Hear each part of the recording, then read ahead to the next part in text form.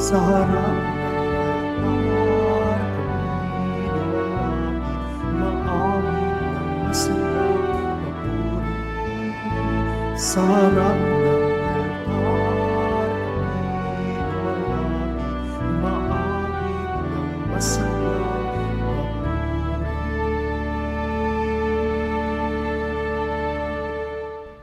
Sa ngalan ng Ama at ng Anak at ng Espiritu Santo, Amen. sumainyo ang Panginoon. At sumaiyo rin. Mga kapatid, aminin natin ang ating mga kasalanan upang tayo'y maging marapat gumanap sa banal na pagdiriwang. Tayo pong lahat, inaamin ko sa makapangyarihang Diyos At sa inyo, mga kapatid, na lubha akong nagkasala sa isip, sa salita, at sa gawa, at sa aking pagkukulang.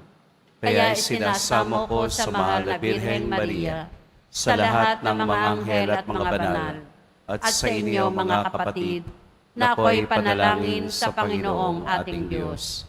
Kaawaan tayo ng makapangyarihang Diyos, patawarin tayo sa ating mga kasalanan, at patnubayan tayo sa buhay na walang hanggan. Amen. Panginoon, kaawaan mo kami. Panginoon, kaawaan mo kami. Kristo, kaawaan mo kami. Kristo, kaawaan mo kami. Panginoon, kaawaan mo kami. Panginoon, kaawaan mo kami. Manalangin tayo. Ama naming makapangyarihan, kasihan mo kami ng iyong pagmamahal upang kaming nakabatid sa pagbabalita ng anghel tungkol sa pagkakatawang tao ng anak mo ay makapakinabang sa kaniyang pagpapakasakit at pagkamatay sa krus sa pagsapit namin sa pagkabuhay niya sa langit. Sa pamamagitan niya kasama ng Espiritu Santo magpa sa walang hanggan. Amen. Magsiupo muna anda.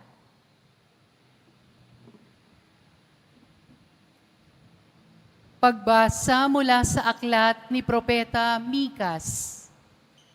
Ito ang sinasabi ng Panginoon, Bethlehem Ephrata, bagamat pinakamaliit ka sa mga angkan ni Huda, ay sa iyo magmumula ang isang maghahari sa Israel. Ang pinagmulay buhat pa nung una, mula pa nung unang panahon.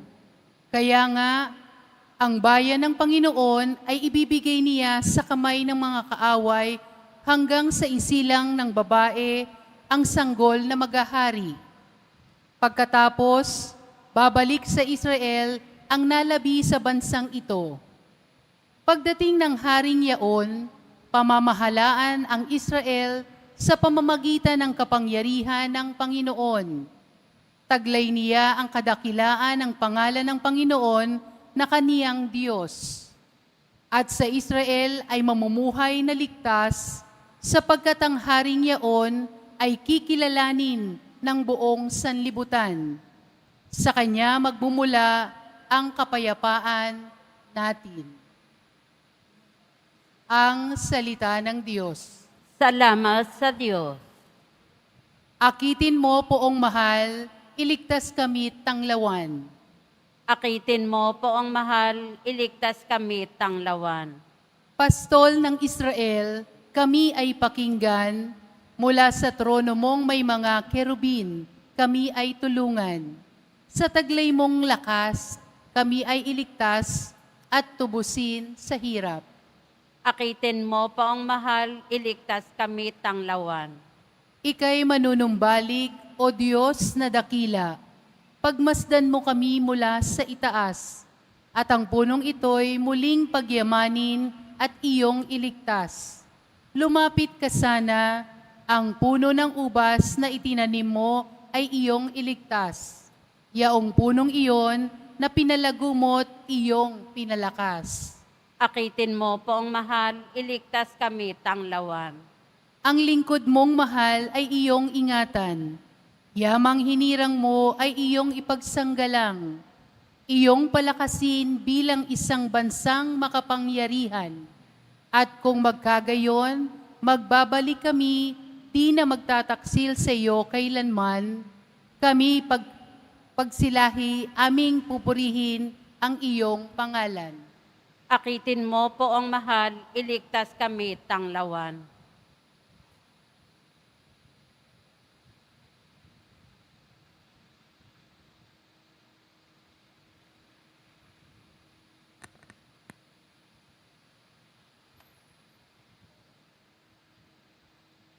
Pagbasa mula sa sulat sa mga Hebreo. Noong si Kristo'y nanaog sa sanlibutan, sinabi niya sa Diyos, "Ang mga hain at handog ng mga hayop ay hindi mo ibig. Kaya't inihanda mo ang aking katawan upang maging hain. Hindi mo kinalugdan ang mga handog na susunugin at ang mga handog dahil sa kasalanan. Kaya't aking sinabi, narito ako, O Diyos, upang tupdin ang iyong kalooban. Ayon sa nasusulat sa kasulatan tungkol sa akin. Sinabi mo na niya, hindi mo inibig o kinalugdan ang mga hain at handog na mga hayop, mga handog na susunugin, at mga handog dahil sa kasalanan. Bagamat ito'y inihahandog ayon sa kautusan, saka sinabi niya, narito ako upang tupdin ang iyong kalooban. Inalis ng Diyos ang unang handog at pinalitan ng handog ni Kristo. At dahil sa kanyang pagsunod sa kalooban ng Diyos, nilinis tayo ni Jesucristo sa ating mga kasalanan sa pamamagitan ng minsang paghahandog ng kanyang sarili at iyo'y sapat na. Ang salita ng Diyos. Salamat sa Diyos. Magsitayo po ang lahat.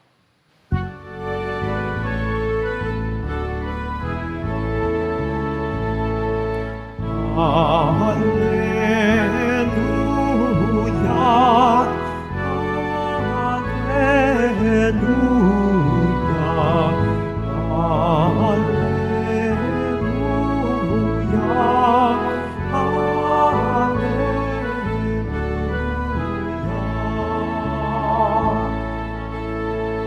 Narito ang lingkod ng Diyos, maganap nawa ng lubos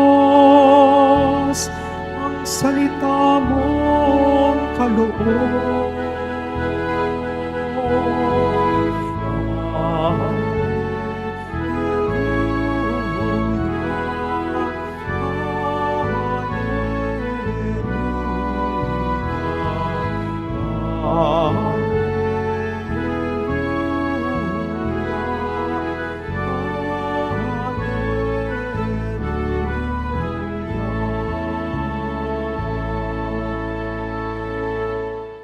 Sumainyo ang Panginoon, At sumaiyo rin. ang mabuting balita ng Panginoon ayon kay San Lucas. Papuri sa iyo, Panginoon. Hindi nagtagal at si Maria ay nagmamadaling pumunta sa isang bayan sa kaburulan ng Huda. Pagdating sa bahay ni Zacarias, binati niya si Elizabeth. Nang marinig ni Elizabeth ang bati ni Maria, naggagalaw ang sanggol sa kaniyang tiyan.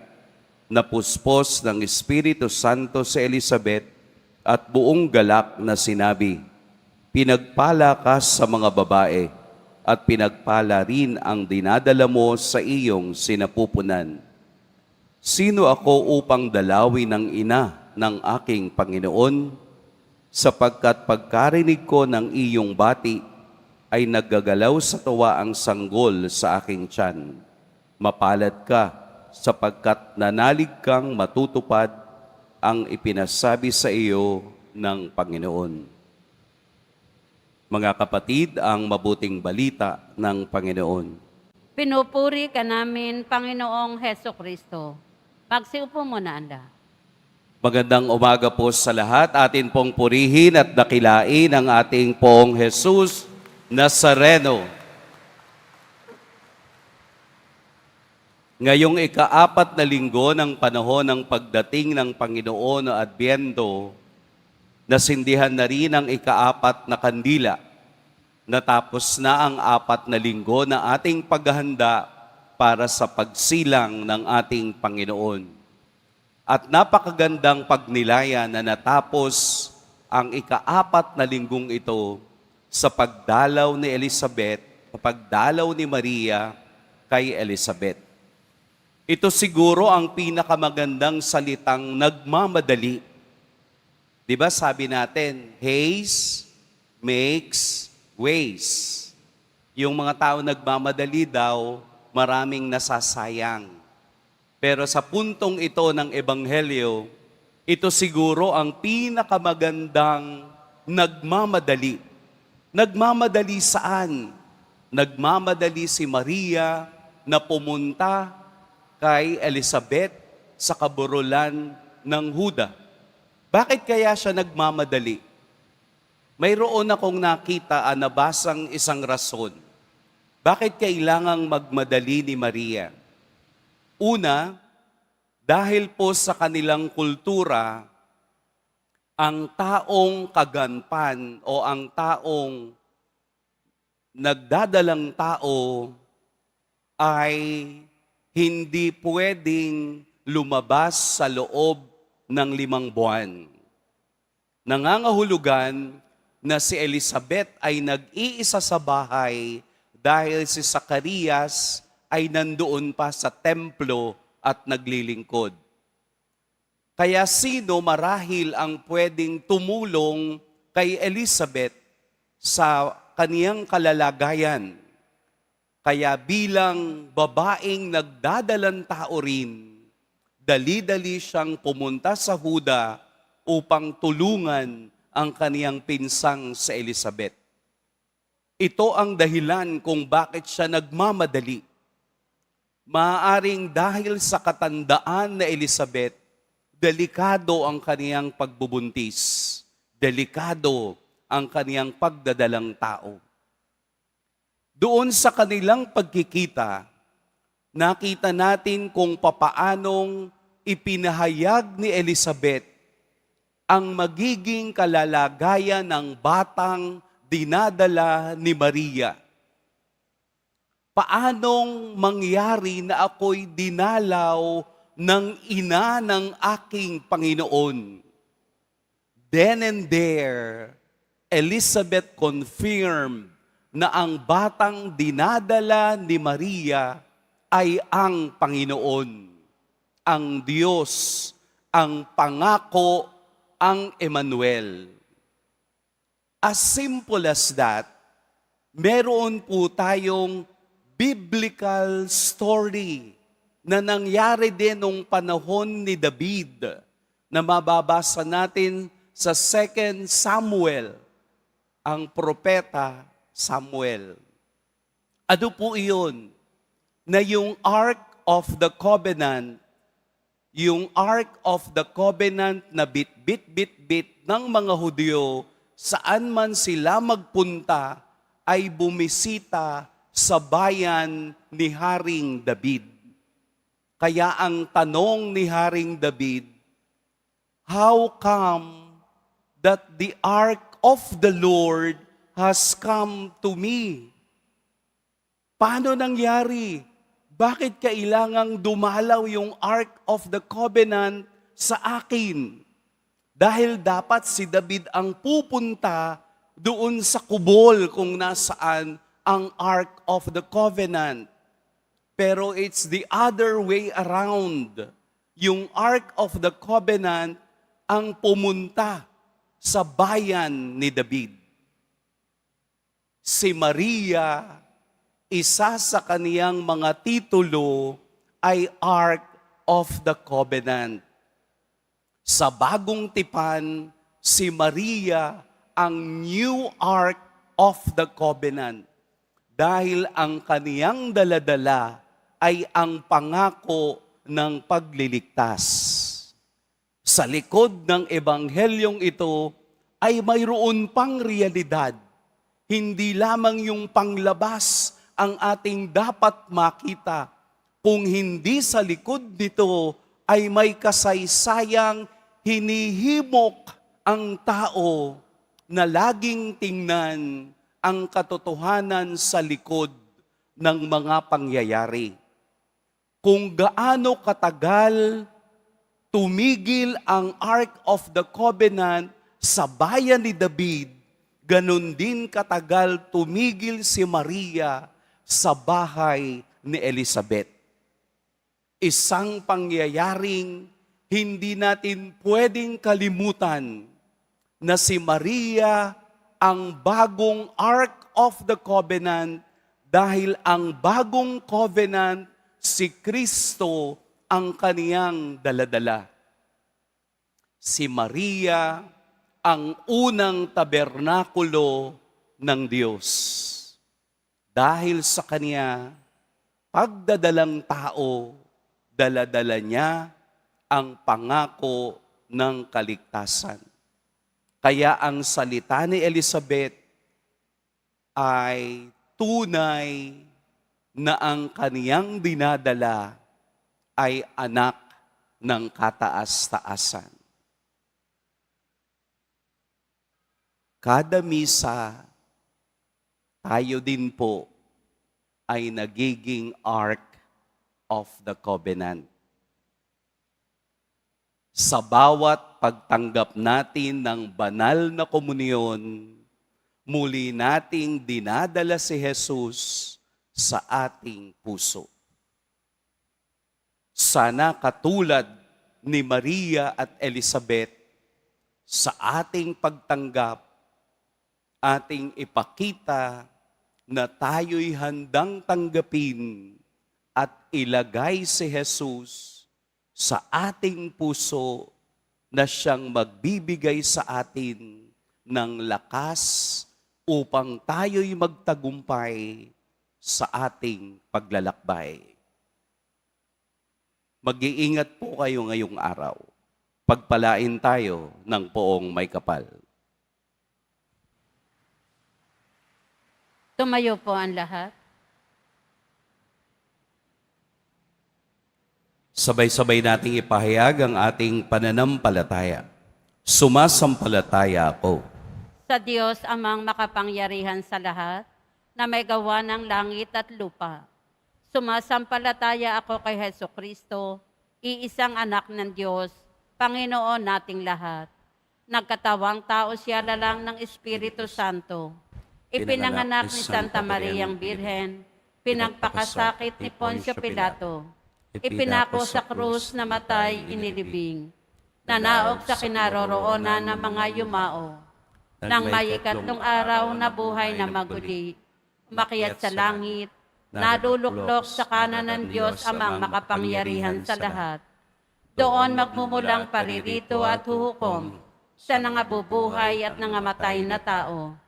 Sumasampalataya naman ako sa Diyos Espiritu Santo, sa banal na simbahang katolika, sa kasamahan ng mga banal, sa kapatawaran ng mga kasalanan, sa pagkabuhay na muli na nangamatay na tao, at sa buhay na walang hanggan. Amen. Kami dumadalangin ngayon sa iyo, Ama, na tulad ni na Maria at Elizabeth, buong galak at kababaang loob nawa naming tanggapin ang manunubos sa aming puso't kalooban. Buong puso naming hinihiling, Ama, dinggin mo ang iyong bayan. Ama, dinggin mo ang iyong bayan. Ibahagi nawa ng simbahan ang makadiyos na galak sa sangkatauhan, sa mga nagdadalamhati, may sakit, matatanda, at mga may kapansanan. Manalangin tayo. Ama, dinggin mo ang iyong bayan. Maging laging mulat nawa ang mga pinuno ng bayan sa pangangailangan ng lahat tungo sa makatarungan at mapagmalasakit na pamahalaan. Manalangin tayo. Ama, dinggin mo ang iyong bayan. Igalang nawa namin ang mga karapatan ng mga sanggol sa sinapupunan.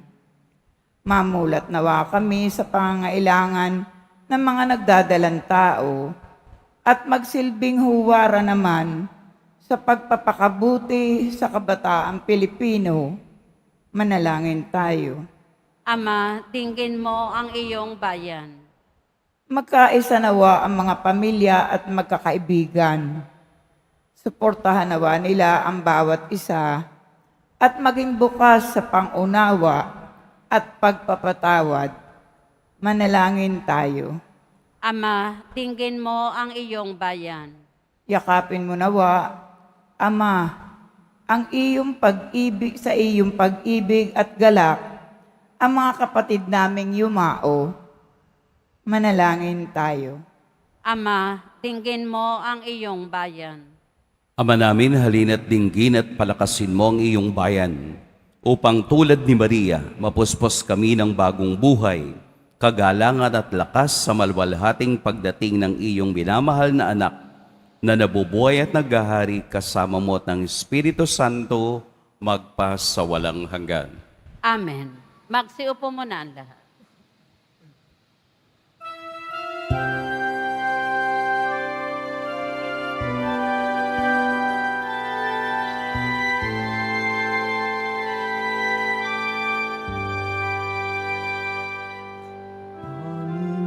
Panginoong Diyos, Ama,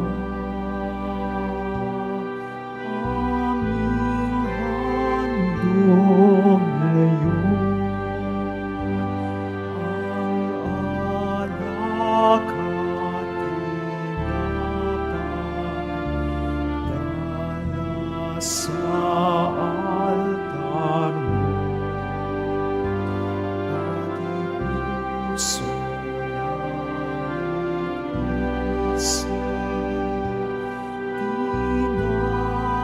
tinataas sa'yo habang naghihintay kami kay Kristong darating. Tumayo po ang lahat. Madalangin kayo mga kapatid upang ang paghahain natin ay kalugdan ng Diyos samang makapangyarihan. Tanggapin nawa ng Panginoon itong paghahain sa iyong mga kamay, sa kapurihan niya at karangalan, sa ating kapakinabangan at sa buong sambayanan niyang banal. Ama naming lumikha, ang mga alay naming nakahain sa iyong dambana ay pabanalin nawa ng paglukob ng banal na Espiritu na pumuspos sa sinapupunan ng mahal na Birheng Maria upang magdalang tao at magsilang sa iyong anak na siyang namamagitan kasama ng Espiritu Santo magpa sa walang hanggan. Amen. Sumainyo ang Panginoon. At sumaiyo rin. Itaas sa Diyos ang inyong puso at diwa. Itinaas na namin sa Panginoon. Pasalamatan natin ang Panginoong ating Diyos. Marapat na siya ay pasalamat. Ama naming makapangyarihan, tunay ngang marapat na ikaw ay aming pasalamatan. Sa pamamagitan ni Jesucristo na aming Panginoon, ang pagsusugo mo sa Kanya ay pinahayag ng lahat ng mga propeta. Ang pagsilang niya ay pinanabikan ng mahal na Birheng Kaniyang inang tunay sa kapangyarihan ng Espiritong Banal. Ang pagdating niya ay inilahad ni San Juan Bautista sa kaniyang pagbibinyag. Ngayong pinaghahandaan namin ang maligayang araw ng kaniyang pagsilang, kami nananabig at nananalangin lubos na makaharap sa kaniyang kadakilaan. Kaya kaisa na mga anghel na nagsisiawit ng papuri sa iyo, nang walang humpay sa kalangitan, kami nagbubunyi sa iyong kadakilaan.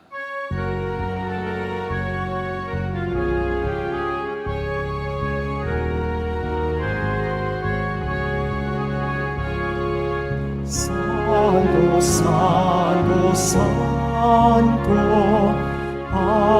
Panginoong Diyos na mga hukbo, napupunong langit at lupa ng kadakilan mo. Hosana, Hosana sa kaitaasan.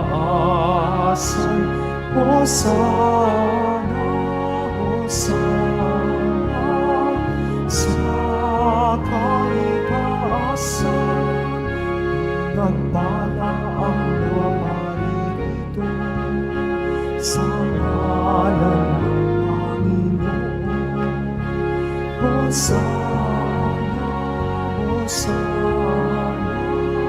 sa kaitaasan. Hosana, Hosana sa kaitaasan.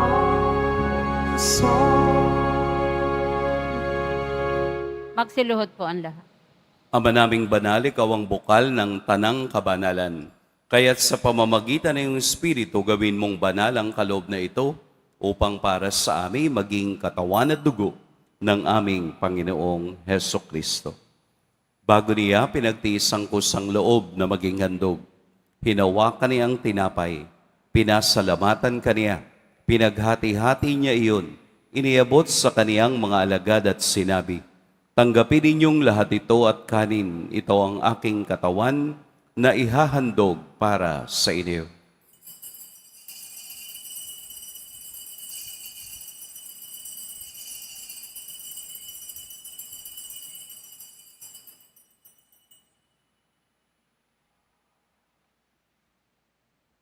Gayun din naman, noong matapos ang hapunan, hinawakan niya ang kalis, muli kaniyang pinasalamatan, inabot niya ang kalis sa kaniyang mga alagad at sinabi, "Tanggapin ninyong lahat ito at inumin, ito ang kalis ng aking dugo, ng bago at walang hanggang tipan, ang aking dugo na ibubuhos para sa inyo at para sa lahat, sa ikapagpapatawad ng mga kasalanan.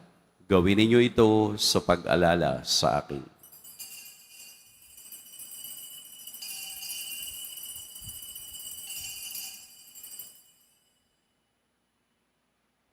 Tumayo po ang lahat.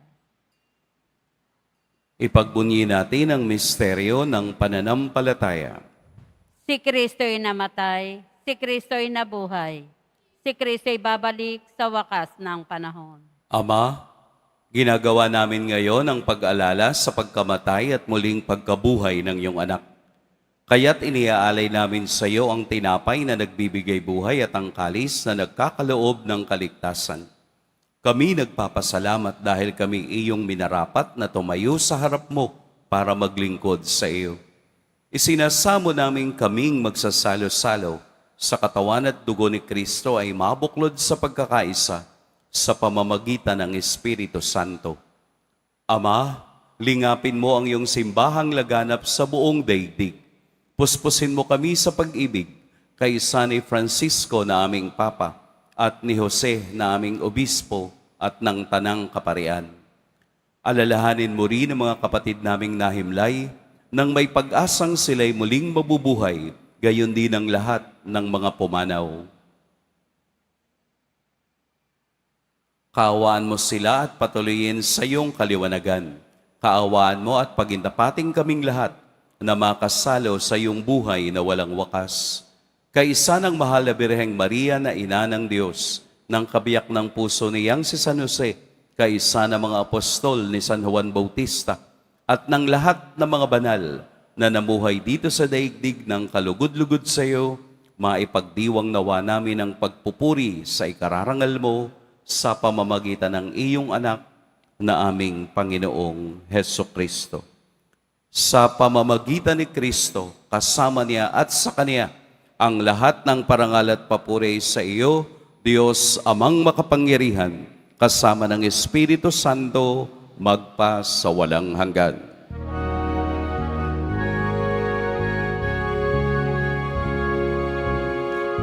Amen, Amen, Amen.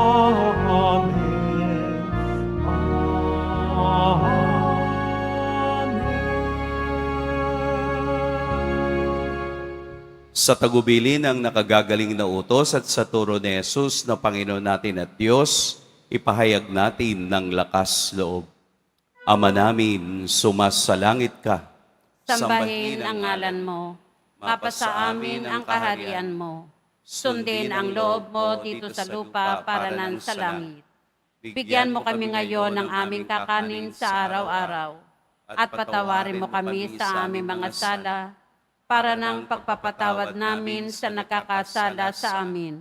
At huwag mo kaming ipahintulot sa tukso, at iadya mo kami sa lahat ng masama. Hinihiling namin kami iadya sa lahat ng masama. Pagkalooban ng kapayapaan araw-araw, iligtas sa kasalanan at ilayo sa lahat ng kapahamakan. Samantalang aming pinananabikan ang dakilang araw ng pagpapahayag ng tagapagligtas naming si Heso Kristo.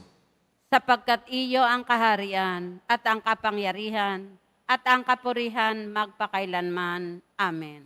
Panginoong Heso Kristo, sinabi mo sa iyong mga apostol, kapayapaan ang iniiwan ko sa inyo, ang aking kapayapaan ang ibinibigay ko sa inyo. Tunghayan mo ang aming pananampalataya at huwag ang aming pagkakasala. Pagkalooban mo kami ng kapayapaan at pagkakaisa ayon sa iyong kalooban, kasama ng Espiritu Santo, magpa sa walang hanggan. Amen. Ang kapayapaan ng Panginoon naway laging sumaininyong lahat. At sumaiyo rin. Magbigayan kayo ng kapayapaan sa isa't isa. Peace be with you. Peace be with you. Kordero ng Diyos na nag-aalis ng mga kasalanan ng sanlibutan, maawa ka sa amin. Kordero ng Diyos na nag-aalis ng mga kasalanan ng sanlibutan, maawa ka sa amin.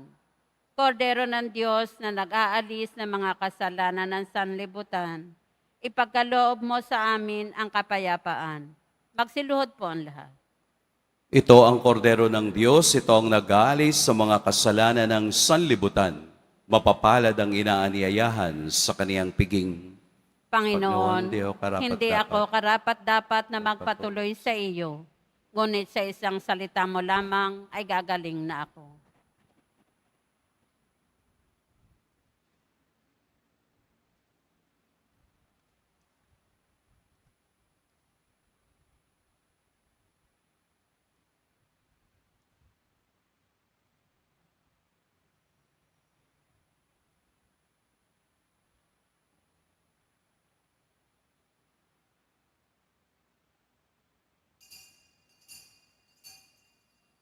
Para sa lahat ng tatanggap ng banal na komunyon, sasagot po tayo ng amen pagkasabi ng pari o ng lay minister ng katawan ni Kristo at isubo agad sa bibig bago umalis sa harapan ng pari o lay minister. Sumunod po tayo.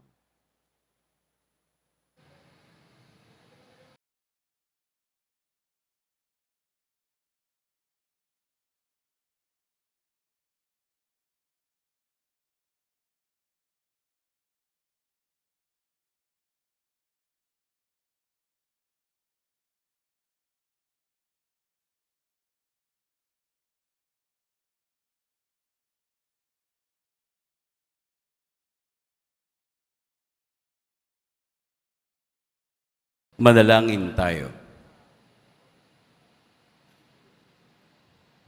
Ama naming mapagmahal, amin ang pinagsaluhan ng piging na nagbibigay buhay.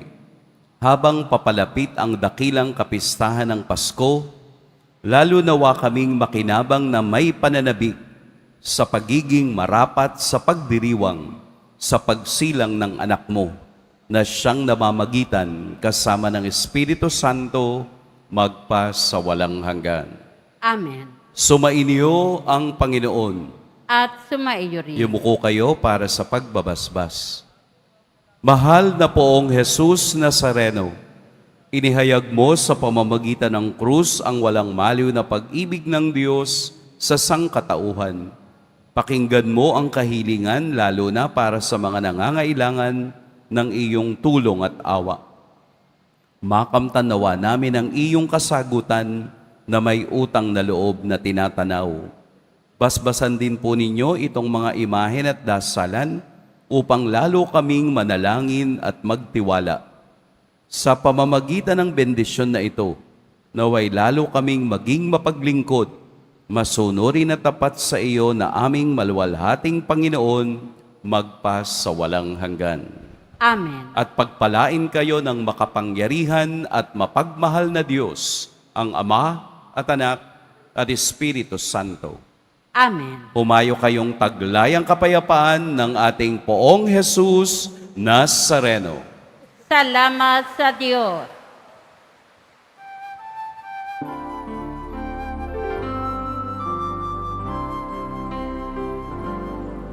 Nuestro Padre Jesús Nazareno, sinasamba ka namin, pinipintuho ka namin, aral mo ang aming buhay at kaligtasan. Nuestro Padre Jesús Nazareno, iligtas mo kami sa kasalanan. Ang krus mong kinamatayan ay sagisag ng aming kaligtasan. Nuestro Padre Jesús Nazareno, dinarangal ka namin.